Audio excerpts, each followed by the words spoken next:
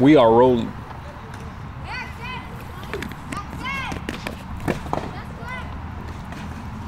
T'as avalé ta gorgée?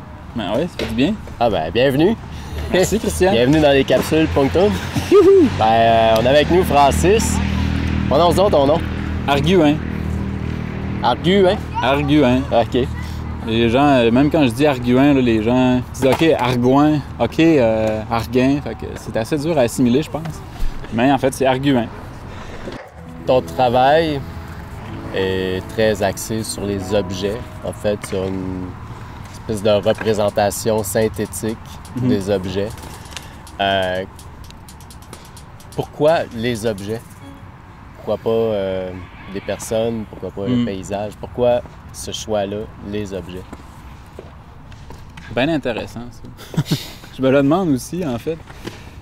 Là, j'en vois autour de moi, puis tu sais, juste, spontanément, je suis comme plus attiré, tu sais, par justement les choses qu'on voit ici, les obstacles, tu sais, que par les arbres, mettons, tu sais, parce que c'est quand même des beaux objets. Des constructions, tu sais, c'est des constructions humaines, puis c'est des réalisations, justement, de l'homme. Donc, à travers l'objet, je m'intéresse à, tu sais, à l'être humain, à tout, tu sais, à ce qui se passe dans sa tête, au fait à la conception, à la réalisation.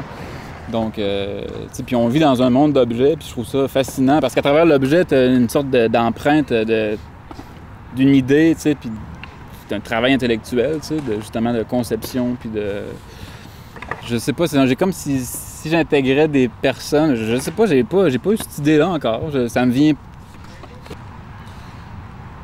C'est comme si, en fait, l'être humain était présent à travers le public, tu sais.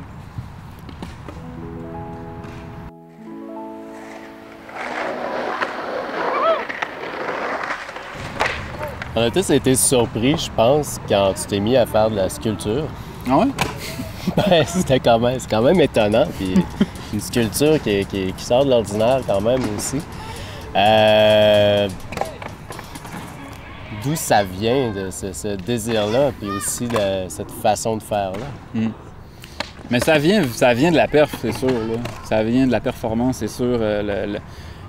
Tout l'intérêt de l'objet vient de la performance, étrangement. C'est alors que la performance, c'est un art du corps, là, où le corps est comme en avant-plan. Mais dans mon cas, c'était beaucoup de la manipulation d'objets aussi. Ouais, c'est vrai. Dans mes performances, j'avais l'impression aussi de m'effacer au profit des objets. T'sais. Puis plus ça allait, plus j'avançais là-dedans, plus j'essayais d'écarter tous les objets réels. C'est-à-dire de ne pas travailler avec une chaise, par exemple, ou avec des objets, en fait, usuels. Donc, si j'avais envie de travailler avec, par exemple, un casque, au lieu de prendre un réel casque, j'en fabriquais une représentation du casque. Fait que là, j'avais comme l'impression de... Je changeais complètement d'univers, tu sais.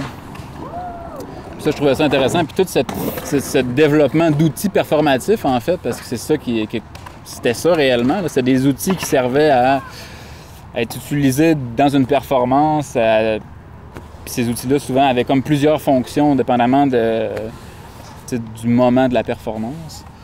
Puis, à un certain moment donné, la performance était plus nécessaire. La performance a pris le bord.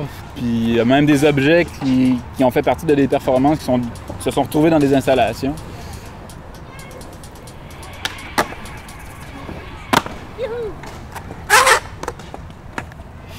Tu as fait une entrevue il n'y a pas longtemps avec Josiane Desloges dans Le Soleil. Puis tu parles de l'humour en performance. Puis tu disais que tu avais l'impression un peu de faire le clown. Puis que, en tout cas, je cite la citation. Tu dis, on dirait que le clown s'épuise à faire des cabotinages et qu'après, il ne reste plus rien. C'est vrai qu'en performance, il y a une espèce de rire très particulier où les gens rient, on dirait, quand on leur dit de rire. C'est comme si c'était un rire codé. Ouais.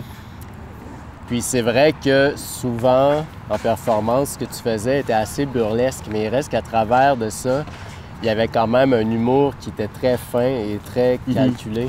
D'après toi, ou pour toi, est-ce que l'humour peut être une forme de création? Ben oui. c'est sûr. En performance, c'est souvent un rire qui... Un peu malaise, hein? Qui va traduire un malaise. Ou à d'autres niveaux, c'est un rire qui va comme provenir de la surprise, tu sais, de ce qui se passe devant toi. Je pense que moi, c'était beaucoup ça que je travaillais, tu sais. Je comparais le clown au magicien, en fait, tu sais. Parce que le clown, il y a comme quelque chose de triste aussi, tu sais, parce que c'est vrai, pareil, que le clown, tu sais, il arrive, puis il fait son show, tu sais, puis paf, paf, paf, paf, puis là, il s'en va, puis tu sais, la fête continue, mais tu sais, on oublie un peu... Il a fait sa job. Il a fait sa job, tu sais, puis après ça, les gens sont brûlés, puis là, ils retournent chez eux. Mais moi, je me voyais plus comme un magicien, en fait, tu comprends, justement, cet intérêt-là pour, justement, surprendre les gens, puis faire des sortes de tours, là, tu sais, qui vont... auxquels les gens s'attendent pas. Là, en performance, c'était beaucoup ça. Je dis c'était parce que ça fait un bout que j'en ai pas fait. Là, ça fait presque 2 ans que j'en ai pas fait. Ah ouais. Mais là, je commence à avoir le goût d'en refaire. T'sais. Je me dis, je vais peut-être en refaire.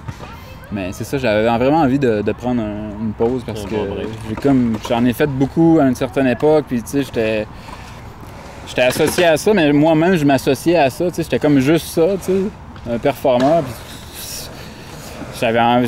j'avais comme d'autres envies, là, tu sais, puis faut que tu aies envie de faire les choses, tu sais. Bon, c'est ça être artiste, quelque part aussi, d'avoir envie de faire les choses. Si tu fais des trucs que t'as pas envie, ça risque d'être un peu sec au bout.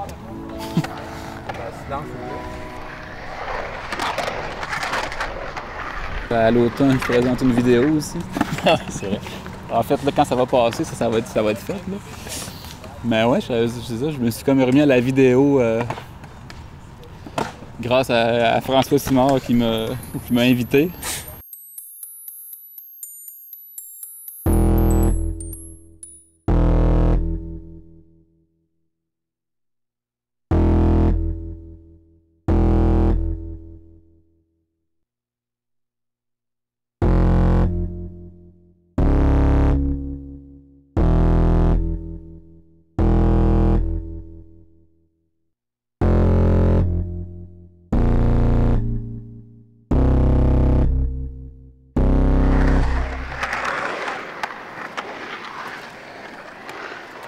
Dans la création, dans le fait d'être artiste, je me suis toujours dit qu'il fallait être le plus singulier possible. T'sais.